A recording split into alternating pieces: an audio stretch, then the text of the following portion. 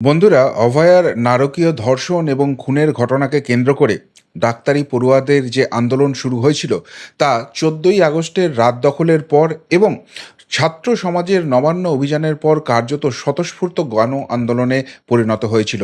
এবং ডাক্তারবাবুরা যে জেদের সঙ্গে আন্দোলন করছিলেন তার সঙ্গে মানুষ কিন্তু সহমত পোষণ করতে শুরু করেছিলেন। কিন্তু বর্তমানে সেই আন্দোলন এমন একটা জায়গায় এসে পৌঁছচ্ছে যার শেষ পরিণতি অত্যন্ত হতাশাজনক হতে চলেছে। বাংলার মানুষ যে আন্দোলনের দিকে অনেক আশা নিয়ে তাকিয়েছিল এবং সেটাকে স্বতঃস্ফূর্ত সমর্থন জানাচ্ছিল, সেটা বিভিন্ন কারণে কি এবার ঘেঁটে যাওয়ার মুখে চলে এসছে। সেই প্রশ্নগুলো উঠতে শুরু করে দিয়েছে। আজকে আপনারা জানেন যে এই ডাক্তারি আন্দোলন রত যারা যারা আন্দোলন করছেন তারা স্বাস্থ্য ভবন অভিযান করেছেন এবং সেখানে একটা মেল চালাচালির খেলা চলছে এবং সেখানে মুখ্যমন্ত্রীর ইনভলভমেন্ট নিয়ে তারা একটা সিদ্ধান্ত নিচ্ছেন, সেখানে তারা বৈঠক করতে চলছেন। এখানেই তো সব থেকে বড় প্রশ্নচিহ্নটা জেগে উঠছে।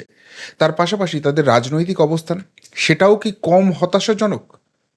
বৈঠকে যেসব দাবি রয়েছে, যেসব শর্ত রয়েছে, সেখানেও তো একাধিক প্রশ্নচিহ্ন হচ্ছে। কোথাও কি কম্প্রোমাইজের জায়গায় চলে আসতে চাইছেন তারা? যে যে মানুষের আস্থার জায়গাটা ছিল সেটাকে নিয়ে তারা একটুও ভাবছেন না। এবং সবশেষে যে জায়গাটা অত্যন্ত গুরুত্বপূর্ণ হয়ে উঠে আসছে সেটা হচ্ছে, শেষ পর্যন্ত কি রাজনৈতিক চাপের কাছে এবার নিজেদের মেরুদণ্ডটাও তারা বিকিয়ে দিলেন? যে মেরুদণ্ড অপারেশন করার এত বড় কথা গোটা সমাজের জন্য তারা বললেন এবং আমরা সকলেই সেটাতে উৎসাহিত হলাম, সেই জায়গায় নিজেদের মেরুদণ্ডের চাপটা আর রাখতে পারছেন না। এই প্রশ্নগুলো কিন্তু বাংলার মানুষকে ভাবাতে শুরু করে দিয়েছে। কেন? এক এক করে প্রত্যেকটা পয়েন্ট অবশ্যই ব্যাখ্যা করার চেষ্টা করব এই প্রতিবেদনে। নমস্কার প্রিয় বন্ধু, মিডিয়ায় আপনাদের স্বাগত এবং আপনারা দেখছেন প্রিয় বন্ধু বাংলা, সত্যের সন্ধানে সর্বদা আমি শুদ্ধশীল। বন্ধুরা, প্রথমেই যে প্রশ্নটা উঠছে সেটা হচ্ছে, আজকে এই ডাক্তারি যারা আন্দোলনরত ছাত্র রয়েছেন তাদের সঙ্গে মুখ্যমন্ত্রী বৈঠকের সম্ভাবনা। দেখুন, এর একটা সুষ্ঠু সমাধান হোক, স্বাস্থ্য ব্যবস্থা সচল হোক, সাধারণ মানুষ যে অস্বস্তির মধ্যে আছে সেই জায়গায় কাটুক, আমরা সকলেই চাই। কিন্তু তা বলে সেই সলিউশন করার জন্য মুখ্যমন্ত্রীর সঙ্গে বৈঠক, এখানেই তো সবথেকে বড় প্রশ্নচিহ্ন রয়েছে। এই ডাক্তারবাবুরা যেসব দাবি শর্ত দিয়েছেন তার মধ্যে অন্যতম প্রধান হচ্ছে যে যে উত্তরবঙ্গ লবির কথা শোনা যাচ্ছে, যারা নাকি শাসক ঘনিষ্ঠ, তাদের অপসারণ বা এই সন্দীপ বলুন, অভিক দে, বিরূপাক্ষ, যে নামগুলো শোনা যাচ্ছে প্রত্যেকে শাসক ঘনিষ্ঠ। সেইখানে মুখ্যমন্ত্রীর সঙ্গে বৈঠক করতে চাইছেন, এই জায়গাটা ছাত্ররাই, ডাক্তাররাই তুলছেন। এখনও কিন্তু নবান্নের তরফ থেকে মুখ্যমন্ত্রী বৈঠকে থাকবেন অফিসিয়ালি কোথাও জানানো হয়নি। গতকাল নারায়ণ স্বরূপ নিগম, যিনি স্বাস্থ্য সচিব, যার পদত্যাগের দাবি নিয়ে এরা গেছেন, সেই নারায়ণ স্বরূপ নিগম একটা মিটিং করেছিলেন যে নবান্নে বৈঠক হবে। সেই সেই মেল আমার কাছে আছে, সেখানে আমি কোথাও দেখিনি যে মুখ্যমন্ত্রী থাকতে চান এই কথা তিনি বলেছেন। আজকেও শুনলাম যে চিফ সেক্রেটারি তিনি একটা মেল পাঠিয়েছেন, সেখানেও মুখ্যমন্ত্রী থাকার কথা কিন্তু অফিসিয়ালি জানানো হয়নি। হয়তো তিনি বৈঠকে থাকবেন, কিন্তু তার পাল্টা ডাক্তাররা যে মেলটা দিয়েছেন সেখানে তারা বলেছেন এই বৈঠকে মুখ্যমন্ত্রীর উপস্থিতি তারা চান। এখন প্রশ্ন হচ্ছে কেন? কেননা এই প্রশ্নটা উঠছে একটাই কারণে, যে এই সমস্ত কিছুর পিছনে যেখানে তৃণমূল যোগটা রয়েছে, যাদের অপসারণ চাইছেন, যে যে স্বাস্থ্য ব্যবস্থা ভেঙে পড়ার কথা বলছেন, সেই দায়টা কি স্বাস্থ্যমন্ত্রী হিসেবে মমতা বন্দ্যোপাধ্যায়ের নয়? তিনি কি এগুলোর কোনোটাই জানতেন না? আর তারা তাদের দাবি জানিয়ে দিয়েছেন। এখানে আলোচনা করার জায়গাটা কোথায় রয়েছে? আলোচনা করা মানেই কোনো না কোনো পয়েন্টে গিয়ে কম্প্রোমাইজ করতে হবে। ঠিক আছে, তুমি 10টা পয়েন্ট বলেছো, কি তুমি 7টা পয়েন্ট বলেছো, তার মধ্যে আমি এই 1 2 3 মেনে নিচ্ছি। এই 1 2 3 আমি আংশিক মেনে নিচ্ছি, আমি কোনোটাই মানছি না, তোমাদের আমি পাল্টা এই দিচ্ছি। এটাই তো আলোচনার টেবিলে হয়। তাহলে সেই আলোচনাটার জায়গা কোথায় আছে যেখানে এই ডাক্তারি পড়ুয়ারা বলছেন যে আমাদের এই 5টাই দাবি রয়েছে, এবং সেখানে তারা স্বাস্থ্যমন্ত্রীকে একটি বারের জন্যও দাবি করছেন না। অথচ অদ্ভুত দেখুন, স্বাস্থ্য দপ্তরের একাধিক অনিয়মের কথা বলছেন, পুলিশের একাধিক অনিয়মের কথা বলছেন, পুলিশ কর্তাদের, স্বাস্থ্যকর্তাদের, তাদের অপসারণ চাইছেন, কিন্তু যিনি স্বাস্থ্যমন্ত্রী এবং পুলিশ মন্ত্রী হয়ে বসে রয়েছেন তার বিরুদ্ধে কোনো কথা নেই। এটা কি আন্দোলনের দ্বিচারিতা নয়? এই জায়গার অভিমুখটাই কি এই ডাক্তারি ছাত্ররা ঠিক করতে পারছেন না? তারা ভয় পাচ্ছেন স্বাস্থ্যমন্ত্রী এবং পুলিশ মন্ত্রীর বিরুদ্ধে কথা বলতে। তার ডিপার্টমেন্টের উপরই পুরো দায়টা চাপাচ্ছেন। একজন মন্ত্রকের হেড, তিনি কি সেই মন্ত্রকের আন্ডারে যেসব অনিয়ম হয়েছে, বেনিয়ম হয়েছে, সেটাকে অস্বীকার করতে পারেন? এবং এই ডাক্তারি ছাত্ররা যে যে স্বতঃস্ফূর্ত গণ আন্দোলনকে তাদের পাশে আছে বলে ধন্যবাদ জানাচ্ছেন, সেই স্বতঃস্ফূর্ত গণ আন্দোলন কার দিকে আঙুল তুলছে? আঙুল তুলছে তো রাজ্যের মুখ্যমন্ত্রীর দিকে। অথচ তারা মরিয়া হয়ে রয়েছেন সেই মুখ্যমন্ত্রীর সঙ্গে বৈঠক করার জন্য। এর কি কোনো সলিউশন আছে? এই জায়গাটাই কি তারা চাপের কাছে হেরে যাচ্ছেন? প্রশ্নটা উঠছে, হতাশ হচ্ছে এখানে। ২ নম্বর যে জায়গাটা এই আন্দোলনটাকে নিয়ে সাধারণ মানুষের মধ্যে কালকে থেকে আজকের মধ্যে একাধিক প্রশ্ন তুলে দিয়েছে, সেটা হচ্ছে এদের রাজনৈতিক অবস্থান। এরা প্রথম থেকেই ঘোষিত অবস্থান নিয়েছিলেন কোনো রাজনৈতিক রং এখানে লাগতে দেবেন না, এবং তার মাঝখানে আমরা বেশ কয়েকটা ইনসিডেন্ট দেখলাম। একদিন দেখলাম ওই তমলুকে যিনি সাংসদ আছেন, এক্স জাস্টিস অভিজিৎ গঙ্গোপাধ্যায়, তিনি গিয়েছিলেন পতাকা ছাড়াই, তাকে গো ব্যাক স্লোগান দেওয়া হয়েছিল। আজকে এই যেখানে স্বাস্থ্য ভবনে অনুষ্ঠান হচ্ছে তার পাশেই বিজেপির পার্টি অফিস রয়েছে, সেখানে অগ্নিমিত্রা পাল তিনি ঢুকছিলেন, বিজেপি বিধায়ক, তো তাকেও নাকি গো ব্যাক স্লোগান দেওয়া হয়েছে। আচ্ছা, তারা বলছেন যে তারা বিজেপিকে গো ব্যাক স্লোগান দিচ্ছেন বা কোনো রাজনৈতিক রং ঢুকতে দেবেন না, খুব ভালো কথা। ১ নম্বর কথা, এরা কি বিজেপির রং লাগাতে ওই আন্দোলনে গিয়েছিলেন? আর যদি ধরেও নিই তাদের কথাই সত্যি, যে হ্যাঁ সত্যি এরা আসা মানে এরা প্রতিষ্ঠিত বিজেপি, এদের গায়ে বিজেপির সাপোর্ট রয়েছে, এরকম একটা ছাপ লেগে যাবে, যেটা তারা চাইছেন না। এই আন্দোলন কোথা থেকে শুরু হয়েছে বা কোন পয়েন্টটাকে পিন পয়েন্ট বলা হচ্ছে? বারবার বলা হচ্ছে মীনাক্ষী মুখার্জি, তিনি গিয়ে ওই অ্যাম্বুলেন্স আটকে ছিলেন এবং সেইখান থেকেই পুরো ব্যাপারটা শুরু হয়েছে। আচ্ছা, এই মীনাক্ষী মুখার্জিকে, তিনি সিপিএম অ্যাক্টিভলি করেন, সিপিএমের প্রার্থী হয়েছেন, তার প্রচার করেন, সিপিএমের নবপ্রজন্ম তাকে ক্যাপ্টেন হিসেবে দেখে, খুব ভালো কথা। তাহলে এই মীনাক্ষী মুখার্জির অবদান নিয়ে যখন কথা হচ্ছে, এটার গায়ে কি সিপিএমের দাগটা লাগছে না? কেন এই প্রশ্নটা করছি? কেননা সেদিনকে একা মীনাক্ষী মুখার্জি সেখানে ছিলেন না, সেখানে বিজেপির অগ্নিমিত্রা পাল ছিলেন, কৌস্তব বাগচি ছিলেন, সজল ঘোষ ছিলেন, কই তাদের কথা তো একবারও আসছে না। হয় এনারা স্টান্স নিন যে এই রাজনৈতিক নেতাদের কারুর নাম আসবে না, হ্যাঁ আপনারা মানুষ হিসেবে, পশ্চিমবঙ্গের মানুষ হিসেবে আটকেছেন, ধন্যবাদ, কিন্তু আন্দোলনটা আমরা আমাদের সহকর্মীর জন্য করছি। এরা কিন্তু একবারও করছেন না। বিজেপির যে ৩ জন আছে তাদের নাম হচ্ছে না, সিপিএমের যে আছে তার নামে কোনো রকম অসুবিধা নেই। এখানে স্লোগান ছিল উই ওয়ান্ট জাস্টিস, সেটা হলো উই ডিম্যান্ড জাস্টিস, সেটা এখন চেঞ্জ হয়ে গিয়ে আজাদি আজাদি আজাদি স্লোগান হয়ে যাচ্ছে। এই আজাদির রাজনৈতিক স্লোগান কারা দেয়? এবং এই স্লোগান নিয়ে তো এক শ্রেণীর মানুষের রীতিমতো বীতশ্রদ্ধ অবস্থা। ভারতবর্ষ ১৯৪৭ সালে স্বাধীনতা পেয়ে গেছে, এখন আবার কিসের আজাদি? এই যে ঢংটা যারা করে তারা কারা? কই সেই আন্দোলন নিয়ে তো কোনো কথা বলছেন না। এই মানুষগুলো বলছেন রাজনৈতিক রং লাগতে দেব না। কোনো কিছুই কি অরাজনৈতিক হতে পারে? যারা আন্দোলন করছেন তারা নিশ্চয়ই ভোট দিয়েছেন, কোনো না কোনো রাজনৈতিক দলকে দিয়েছেন, তাহলে তারাও তো রাজনৈতিক অবস্থান নিচ্ছেন। এখানে বহু মুখ দেখা যাচ্ছে যারা ঘোষিতভাবে বিশেষ কোনো রাজনৈতিক দলের সমর্থনে এর আগে কথা বলেছেন, সেই ধরনের পোস্ট শেয়ার করেছেন বা সেই ভাবনায় চলেন, তাতে কোনো অসুবিধা নেই। কিন্তু বিজেপির কেউ এলেই সেখানে আসতে দেব না, আটকে দেব, এটা কি কোথাও গিয়ে বিজেপি বিরোধী আন্দোলন হচ্ছে? যদি মনে হয় এই সমস্ত ঘটনার পিছনে বিজেপি বা বিজেপির কেউ রয়েছে, তাহলে সেই আন্দোলনটা তো পশ্চিমবঙ্গে থেকে হবে না। বিজেপির সরকার দিল্লিতে রয়েছে, কেন্দ্রে রয়েছে, তাহলে তাদের যদি রাগ ক্ষোভ দেখাতে হয় তাদের তো কেন্দ্রে গিয়ে সেই আন্দোলন করার দরকার, রাজ্যে করছেন কেন? আপনারা স্লোগান তুলছেন যে ওই হাওয়াই চটি চাটরে, হাওয়াই চটি চাটরে, কাকে উদ্দেশ্য করে বলছেন? অর্থাৎ হাওয়াই চটি চাটছে এবং সেই জন্য এরা অনাচার করতে পারছে, মুখে এই কথা বলছেন, আবার তার সঙ্গেই বৈঠক করতে যাচ্ছেন। তার বিপক্ষে যারা রাজনৈতিকভাবে লড়ছেন, হ্যাঁ আপনারা রাজনীতি আসতে দেবেন না, ঠিক আছে, কিন্তু রাজনৈতিকভাবে যার বিরুদ্ধে লড়ছেন তাদেরকে আপনারা গো ব্যাক দিচ্ছেন। এখানে বিভিন্ন রকম যারা কথাবার্তা বলছেন শাসক দলের হয়ে, তাদের এগেনস্টে তো কই কিছু বলছেন না। এই যে রাজনৈতিক অবস্থান, বহু মানুষ আছে তারা সরাসরি বিজেপি করেন বা অন্য দল করেন, কিন্তু এখন তারা বলছেন এটা মানুষ অমানুষের লড়াই। সেই জায়গায় আপনারা বিশেষ একটি দলকে পাত্তা দিচ্ছেন, আর বিশেষ একটি দলকে দেখলেই আপনারা খেপে যাচ্ছেন। কেন এই অবস্থান? তাহলে আপনারা কি সার্বিকভাবে মানুষের উপস্থিতি এখানে চাইছেন না? গত নির্বাচনে যারা বিজেপিকে ভোট দিয়েছিল তারা তাহলে আপনাদের আন্দোলনের সঙ্গে থাকবে না? সেই জায়গাটা তো ক্লিয়ার করে দিতে হবে। এই রাজনৈতিক রং আনতে দেব না বলে এত বড় রাজনৈতিক রং ঢুকিয়ে দিচ্ছেন, এটাই তো এই আন্দোলনকে মুখ থুবড়ে ফেলার পক্ষে যথেষ্ট।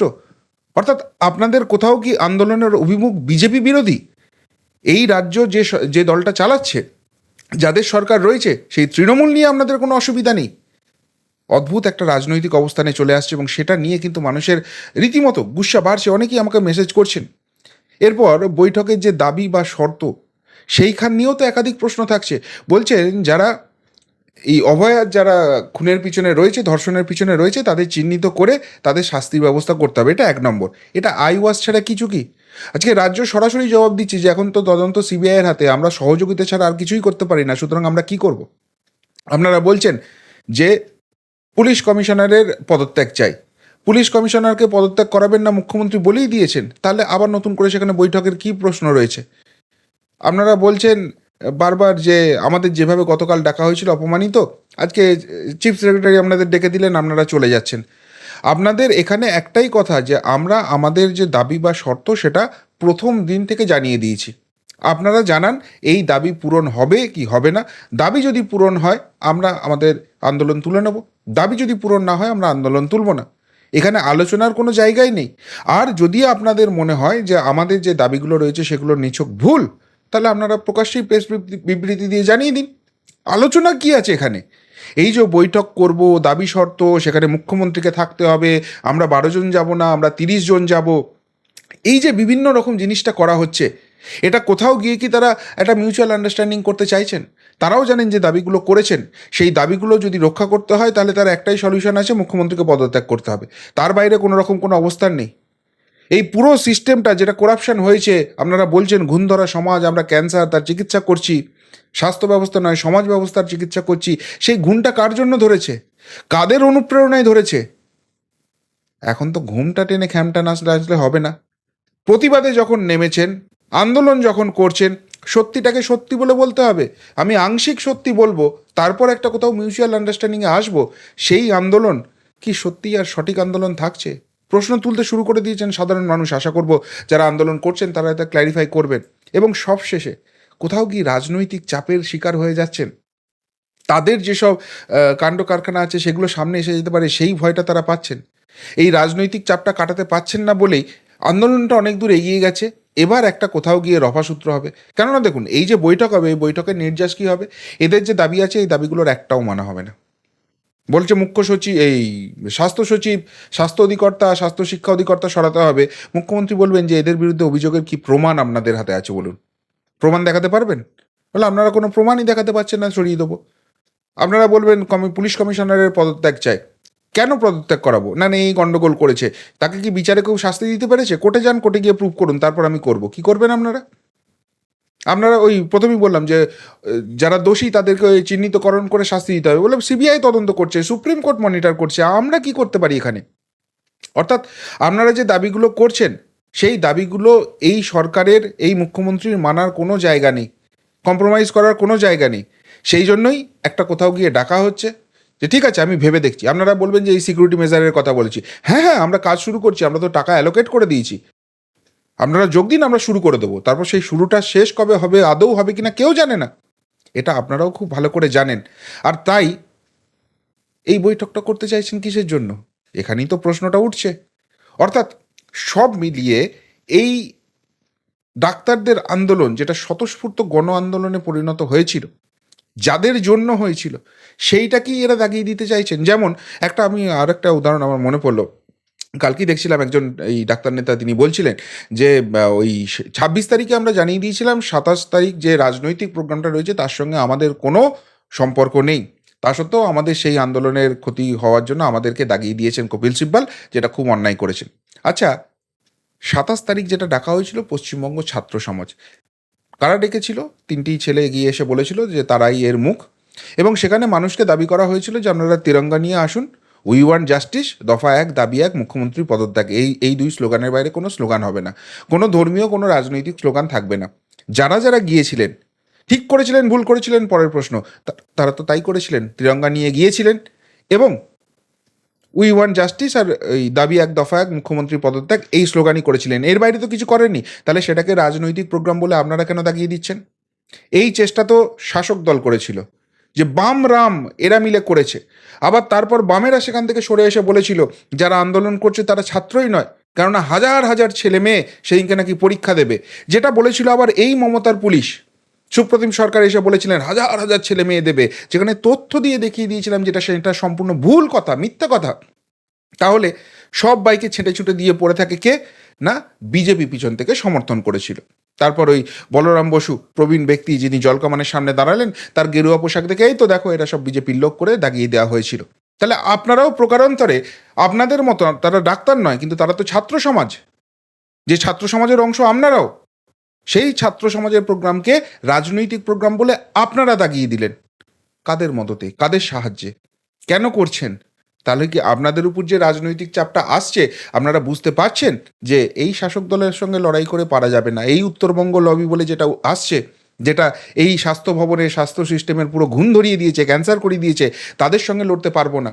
এবং এরপর আন্দোলনটা মিটে যাওয়ার পর আমাদের উপর প্রবল চাপ আসবে, তাই এখন থেকে কোথাও গিয়ে একটা সেটেলমেন্টের রাস্তা খুলে রাখছেন। তাই অনেক নমনীয় মনোভাব দেখাচ্ছেন এবং দেখাচ্ছেন আমরা আন্দোলন আন্দোলন খেললাম, তারপর মুখ্যমন্ত্রীর অনুরোধে উনি যেহেতু প্রতিশ্রুতি দিয়েছেন আমরা সমস্ত কিছু তুলে নিলাম। এই রকম একটা সহজ সমাধানের জন্য এতদিনের সকল আন্দোলনের এবার ইতি ঘটানোর একটা পরিকল্পনা করছেন। প্রশ্ন কিন্তু সাধারণ মানুষ তুলতে শুরু করে দিয়েছে এবং এর যদি সঠিক উত্তর আপনারা দিতে না পারেন, এই আন্দোলন করে যতখানি আপনাদেরকে কাছে টেনে নিয়েছিল মানুষ, মানুষের চোখে কিন্তু ততখানি নেমে যাবেন আপনারা। সেরকমই মনে হচ্ছে যে পাবলিক রিয়াকশন আসছে, সেটা কিন্তু মোটেই আপনাদের জন্য খুব একটা সুখকর নয়। আশা করব যারা এই আন্দোলনকে নেতৃত্ব নিচ্ছেন তারা নিশ্চিতভাবে এই পয়েন্টগুলো আরেকবার ভেবে দেখবেন এবং যে দৃঢ়তার সঙ্গে বলেছিলেন যে পুরো সমাজটার মেরুদণ্ড চলে গেছে, সেটা অপারেশন করে আমাদের বসাতে হচ্ছে, এত বড় কথা বলেছিলেন, সেই কথাটা জাস্টিফাই করার জন্য নিজেদের বিবেক যেটা সঠিক মনে করবে সেটাই করবেন। তবে সেটা যেন এই স্বতঃস্ফূর্ত জন আন্দোলন যেটা আপনাদের পাশে আছে, জনসমর্থন যেটা আপনাদের পাশে এসেছে, সেইটাকে ঠক্কর দেবেন না, তাদের সেন্টিমেন্ট নিয়ে খেলবেন না। সেটা খেললে কি হয়, নবান্নের 14 তলায় বসে একজন বুঝছেন, আপনারাও কি বুঝবেন না? কি বলবেন বন্ধুরা? সত্যিই কি হতাশ করছেন ডাক্তাররা, না যেটা করছেন সেটাই সঠিক? উত্তরটা অবশ্যই কমেন্ট বক্সে কমেন্ট করে জানাবেন। এখনকার মতো এখানেই শেষ করলাম, ফেরত আসছি নতুন প্রতিবেদন নিয়ে খুব তাড়াতাড়ি। ভালো থাকবেন, সাথে থাকবেন, পাশে থাকবেন। নমস্কার।